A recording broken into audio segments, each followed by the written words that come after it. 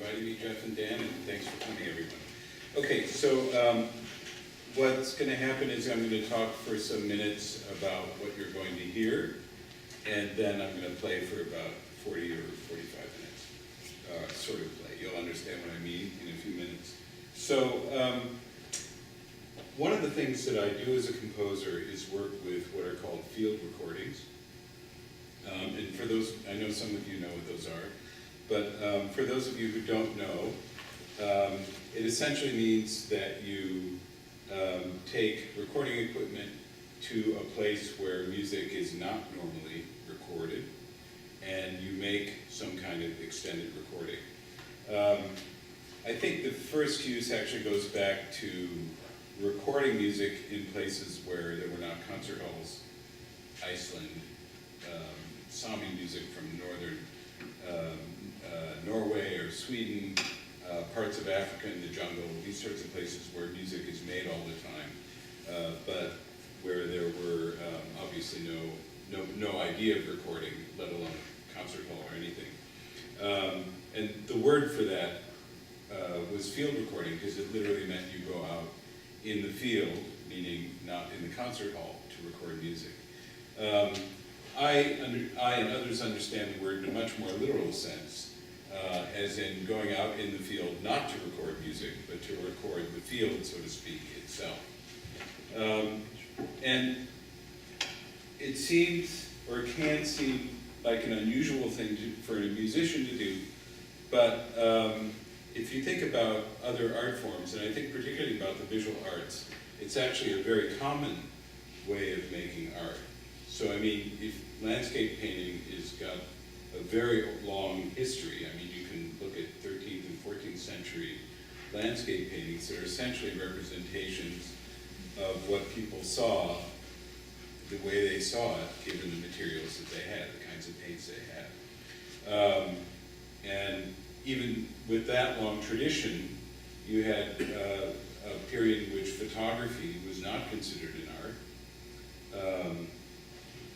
But sooner or later, people recognized that actually taking a photograph of a situation that just exists could be understood as an artistic activity. It's interesting that the switch, because it has something to do with what I'm going to be playing for you. One of the earliest great photographers at the end of the 19th century is Eugene Atget. I wonder if anybody's ever seen photographs that he made. So Paris. He lived in Paris, and he liked to photograph stairways, shop fronts, kiosks, mainly. Other things too, but there are lots and lots of photographs of those. I think he thought he was documenting the city that he knew in the 1890s. I don't think people thought photography was an art at that point. But after Atget died, and the evolution of the photographic medium happened, people look back and they said, but he was doing all the things that artists do, people who make photographs do. So it's very interesting, for some artists, it's a very interesting set of questions then, not how do I make from scratch something, but how do I learn to identify something that, again, is already there as an artwork already, or what do I have to do to make that, to create the conditions for that to be an artwork. Again, if you think about photography, the most obvious thing would be the frame. Because a photograph can show you only a tiny part of what the photographer actually might see in that circumstance, right? So peripheral vision, or if he looks up or looks down, all of that is available to the person seeing, but it's not available to the camera. The camera can only isolate the things that fall within the frame of the camera. And then there's also the shift from something that exists in a 3- or 4-dimensional world into 2 dimensions, right? So it becomes completely flat. And you can keep going, right? Color, I mean, especially if you think about black and white photography, it's a tremendous reduction of the range of things that people see. And yet we still recognize often, or especially from the early era, We recognize the things that are being photographed, and theoretically we could go out and see them or something like them. But we also recognize that certain photographers have a way of capturing something that already exists that other people do not have access to. Actually, this is pretty mysterious. So one of the great portrait photographers of the early 20th century, August Sander, who photographed mainly German working people, was able to find something in his subjects that you can be quite sure another photographer would not have been able to see. Again, he was working with things that had to exist. You know, he could say certain things to the subject, but the way, as you all know, photography works, at the instant that something's photographed, nobody controls their face that well, that it's a complete composition. There's always some element of randomness or chance or expression that comes into the thing. So anyway, it's fascinating, or it was fascinating to me, that it wasn't until somewhere around the 1990s, so 100 years after photography, many hundreds of years after the history of landscape painting, that it started to occur to musicians that we had a medium that had some of the same potentials, which is obviously the recording medium. In other words, that a musician might go somewhere, or a sound recordist might go somewhere, or think about going somewhere, with an idea to actually make an artwork and not just to have a document, or to have simultaneously a document and an artwork of that place. Does that make sense to everyone, what I'm saying? Yes. So, I mean, there's some questions that you're confronted with when you do that. First of all, how long should you record? It's a different question than, it might be something more like a documentary filmmaker would confront than a photographer, although obviously there are shutter speeds and everything. But it's a very critical question in music. How long does something go on? And that will reveal, duration in a place. If I make a very short recording in a place, you might get an impression of it. But if I make longer recordings, like what you're going to hear, you start to get much more of the atmosphere of the place than you would get if you just heard a few seconds. So this is a very important consideration. In the case of the pieces that I'm going to play, which are called Transparent City, and I'll get a little bit more into that in a minute, I decided that duration would always be 10 minutes long, which is sort of like a painter saying they want a fairly large canvas. So that I would go to a location and have the microphone on without moving for 10 full minutes before I would shut it off. And the idea was to somehow get much more than a surface impression of a place, but to get some sense of how things come and go in that place over time. Certainly there are all kinds of sounds that we only become aware of when we've been listening to for a long time, I was once on top of Mount Washington in LA, and if you face south, there's a train line that runs about 6 or 7 miles from the top of the mountain. And I was just sitting and listening, and I could see the train moving, but it took me 4 or 5 minutes to actually be able to hear the train because of the din of everything else that was going on there. My attention couldn't find a way to focus on that tiny sliver of sound and everything else that was happening. So our ears reveal things over time, but also if you come back to the train might, if I had chosen maybe a 1 minute period in which to listen to it, maybe the train wouldn't have come by at all, right? Because trains only run periodically. So the idea I started to have is I wanted to make a kind of portrait of the Los Angeles area, or a series of portraits, was that I would go to a number of locations, it ended up being 24, and make 10-minute recordings in each of these 24 locations. Actually, I needed to make 50 or 60 recordings to find 24 I liked. And sometimes more than one recording in the same place.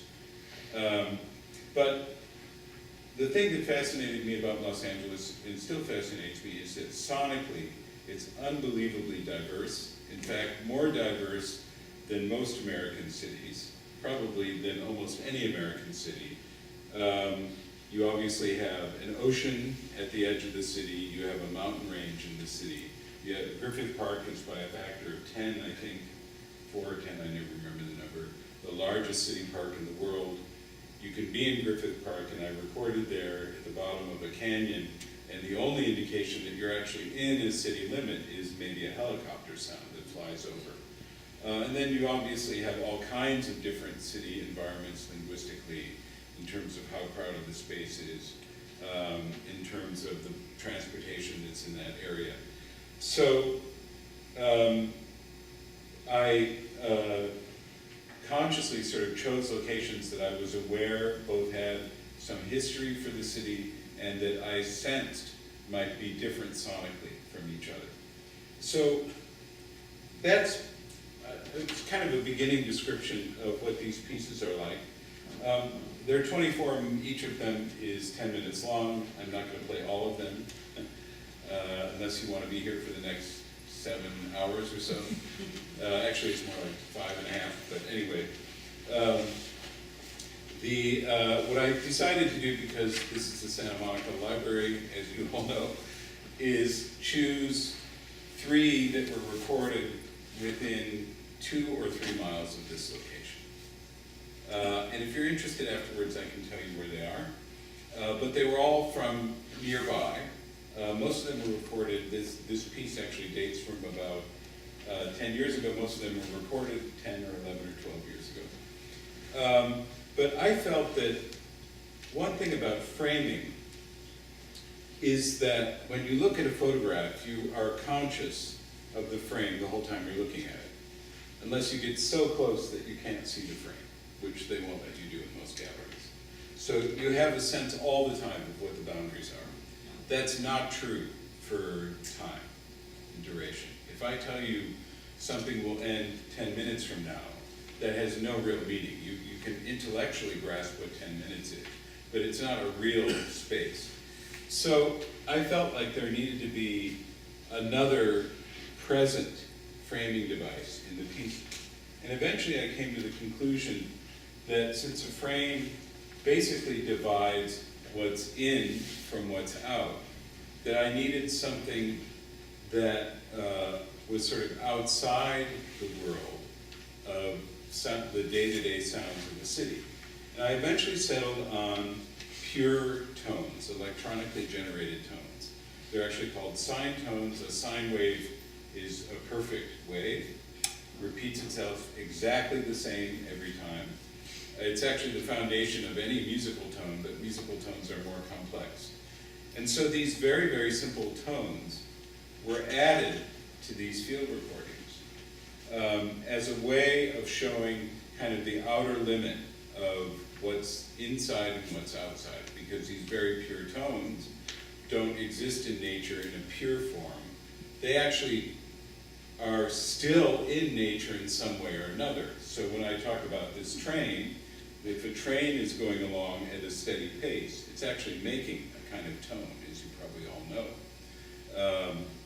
But that tone, it has probably one of these tiny little sine waves in it, but it's got all other kinds of sounds in it. So one feature to listen for in these recordings is how, you won't always hear these pure tones, sometimes you will, sometimes you won't, but is to listen to how they might identify, again, both what's in and what's outside of the recording, but they also identify sort of where things might happen.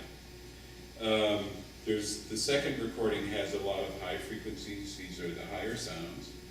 And there are some very high frequency pure tones in there. And they might help you hear in that register, if you still can, I still sort of can, better than if there was nothing there. Okay, so that's those pieces. I'm going to do 3 of those, as I said, each one 10 minutes long. The other thing I'm going to play, so I'm going to allow time between the recordings. And in the interludes, the 2 interludes between the 3 recordings, I'm going to play parts of a solo electric guitar piece that I wrote. And I don't think there's a whole lot I need to say about that, except that it, to me, made sense, because along with these Transparent City pieces that I'm going to play, I'm actually going to be adding occasionally live some of these not quite pure tones on the guitar. And so what you're going to hear over the course of this sort of 45 minutes are, as I said, these 3 field recording pieces in which I sort of play from time to time. Not much. They're really mainly about listening to the environment carefully and sort of hearing what you can hear. But then in between, something more like music, or maybe more like music that you're already familiar with. The thing that I think they share, I didn't talk much about this, usually I do, but one of the things that I would say the other sort of main concern I've had as a composer, sort of following from John Cage, is interest in silence. And I think these things that I was talking about with the field recording, the concepts there are quite related to silence. So in fact, if you go and listen to an environment, you're listening to what might be considered a silence. That is, if a musician happened to be playing in that environment and they paused for a minute, we would say, oh, they're silent at that point. And this is sort of the whole kind of reason that a musician, or one of the main reasons a musician might get interested in the whole question of environment, if they like to deal with silence as a material, that is, silence that comes between sounds, that begins to have a very real presence in the music. One of the things that happens to you is you become much more conscious of the environment you're in. And so I kind of hope that these quiet, sometimes silent guitar pieces will be a bit of a return back to this very environment that we're in, instead of the one that we're hearing in the recordings. Okay, I'll certainly be around afterwards if you're still here and you want to talk a little bit about what you heard. But right now I'm just going to get started, and like I said, this will last about 45 minutes.